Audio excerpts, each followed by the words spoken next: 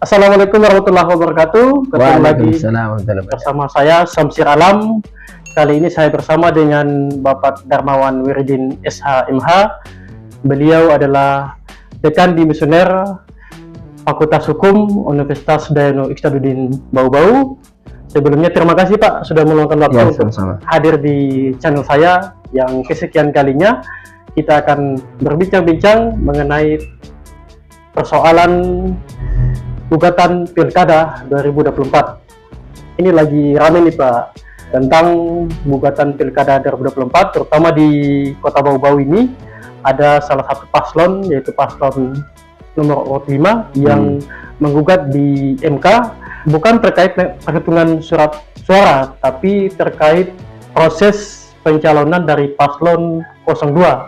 Ya. Yang pada awal proses pencalonan paslon nomor 02 itu pasangan Yulia Rahmat dengan Laode Apriyadi, namun berjalannya waktu pasangan paslon 02 ini berubah, yakni dari Yulia Rahman menjadi wakilnya Muhammad Ridwan yang kita sudah ketahui belakangan ini. Ya. Bagaimana melihat dari sudut pandang hukum Pak terkait proses persoalan ini? Kalau paslon 05 ini gugatan ditolak, jelas pasti pelantikan dari calon wali kota terpilih yang suara terbanyak kemarin, pasti itu paslon 03. Namun bagaimana jika gugatan paslon nomor 5 ini diterima? Apakah akan terjadi PSU, pemilihan suara ulang, atau paslon lain boleh menggugat? Bagaimana dilihat dari sudut pandang hukum? Silakan Pak. Ya baik, terima kasih.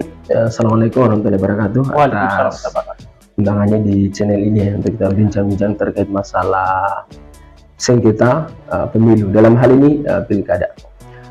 Kalau kita melihat persoalan pilkada di Kota Bau-Bau ini ya tentu acuan kita yang pertama Undang-Undang Pemilu nomor 7 tahun 2017, kemudian Undang-Undang Pilkada, Pemilu Kada Gubernur, Wakil Gubernur, Bupati dan Wali Kota nomor 10 tahun 2016 ya, yang itu perubahan Undang-Undang Pilkada tahun 2015.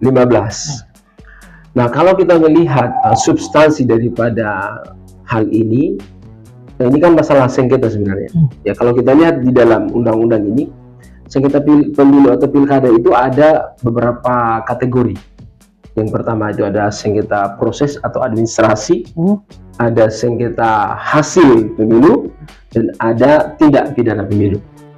Nah, kalau kita melihat dari case ini ya, yang diajukan materi gugatan, saya ingin menegaskan dulu, saya ingin dalam hal ini bukan mau mengomentari substansi isi gugatan ya, apakah itu sesuai apa tidak, tetapi kita bicara secara akademis di sini ya. Kita bicara norma dari undang-undang itu sendiri. Kalau kita bicara tentang proses, ya harusnya ya dalam undang-undang pemilu kada itu kan semua ada tahapan dan ada mekanisme penyelesaian sengketa. Contoh misalkan di tahap awal itu kan ada namanya sengketa proses atau administrasi.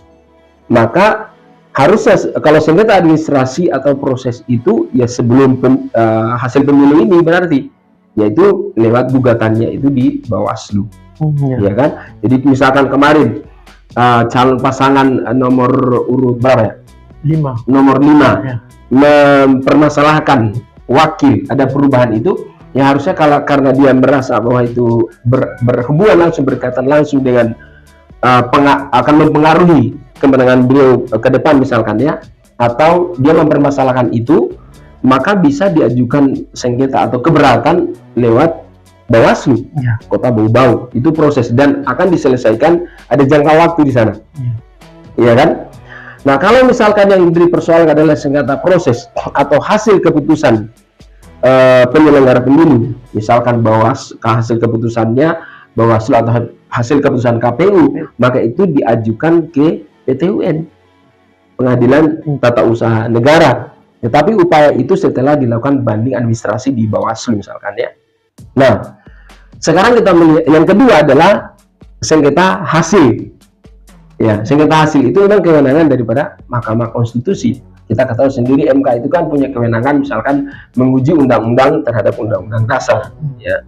Nah, kemudian pembubaran partai politik ya, kemudian sengketa kewenangan lembaga negara, kemudian yang berikutnya adalah memang memutus sengketa hasil pemilu, termasuk pilkada di sini. Ya. Jadi yang harus yang menjadi materi gugatannya itu seharusnya adalah hasil pemilu kemarin. Ya.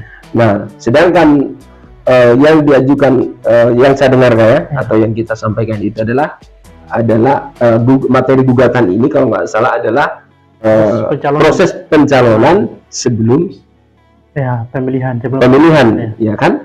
Nah, itu catatan pentingnya.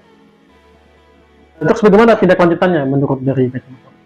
Iya, hanya memang kita ketahui bersama MK itu kan bukan pengadilan atau lembaga peradilan yang hanya memutus angka-angka atau normatif di dalam undang-undang itu. Jadi MK itu punya tanggung jawab untuk menjaga hukum, menegakkan hukum dan keadilan. Keadilan yang dimaksudnya adalah keadilan yang substantif. Ya, bukan hanya materi-materi muatan di dalam undang-undang itu tadi. MK karena dia menjaga konstitusi itu kan bukan hanya undang-undang yang tertulis saja, tetapi yang di luar itu tadi. Nah, ada catatan juga yang menarik, ya. Kalau kita baca undang-undang normatifnya, harusnya begitu. Proses ini sudah selesai, ya kan? Tetapi seandainya saja penggugat ini tadi atau pemohon bisa membuktikan bahwa ada maladministrasi atau memang ada kesalahan yang dilakukan oleh baik Bawaslu maupun KPU, maka ini kita bisa merujuk kepada pilkada di tahun 2020. MK tidak semata-mata melihat undang-undang normatif itu. Misalkan di NTT, di Kabupaten Sabu Raiju tahun 2020. Itu adalah salah satu pasangan calon yang kemudian ternyata dia bukan warga negara Indonesia atau warga negara NTT. Dan pada saat sengketa di Mahkamah Konstitusi itu dibatalkan keputusan KPUD. Ya, beliau kan pemenang kalau tidak salah waktu itu, akhirnya dimenangkan. Saya tidak tahu apakah perintahnya MK ini hanya dibatalkan saja, ya kan? Bisa saja keputusan MK itu hanya membatalkan proses pencalonan itu tanpa harus ada PSU, ya kan? Karena PSU itu kan ada persyaratannya. PSU kan kalau misalkan memang ada persyaratan hukum dia TSM, ada satu pelanggaran, ya kan, yang terstruktur, yang sistemis dan masif misalkan. Itu dan itu pun adalah hasil pemilu, hasil pemilihan pilkada kemarin. Lewat daripada itu, saya kira itu tidak bisa misalkan ya. Tetapi kemungkinan itu kalau kita lihat dari sisi kacamata, dari sisi normatifnya itu undang-undangnya menjelaskan seperti itu, bahwa ada proses kan di dalam pilkada ini. Tetapi kalau sudah masuk di Mahkamah Konstitusi dan pemohon ini mampu membuktikan dalil-dalilnya itu bahwa memang ada proses yang dilanggar, ya kan? Kalau menurut saya MK tidak melakukan PSU, tetapi hanya menyatakan bahwa memang pasangan nomor berapa Yulia, ya kan? Itu tidak sah misalkan, atau bisa dibatalkan tetapi tidak bisa mengulang kembali. Ya, tapi mungkin bisa saja juga kalau pemohon ini mampu meyakinkan, ya kan, meyakinkan mahkamah bahwa harus ada PSU misalkan ya, tetapi agak susah kayaknya, agak berat kalau untuk melakukan itu tadi. Ya, saya kira itu. Ya, terima kasih Pak. Oke, sudah meluangkan waktu untuk hadir di channel saya. Terima kasih juga para penonton sudah menonton. Bisa dilihat kesimpulannya seperti apa. Sampai jumpa di video berikutnya. Wassalamualaikum warahmatullahi wabarakatuh. Waalaikumsalam warahmatullahi wabarakatuh.